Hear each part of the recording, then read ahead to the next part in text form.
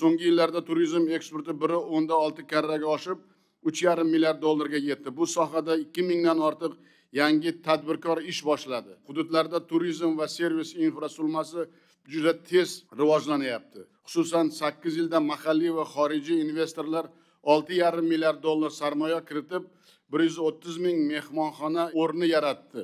Bu yil yana 30 mingga ko'payadi. Mana Parkentning Oltinbel cho'qqisidagi xalqaro darajadagi yangi tog' chang'i zonasi barpo etilyapti.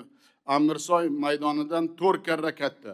Fransiyaning Courchevel tog' chang'i kurorti rahbariyati tog'li hududlarimizda Yevropa standartlariga mos turizm maskanlarini tashkil qilishga katta qiziqish bildiryapti. Shu bilan to'xtab qolmaymiz. Boy tarixiy, madaniy merosimiz, go'zal va betakror tabiatimiz sayyohlarni 2-3 karra oshirishga yetadi. Turizmni iqtisodiyotdagi ulushini 7%ga, eksportni 10 milliard dollarga yetkazish bizning bu strategik rejamiz.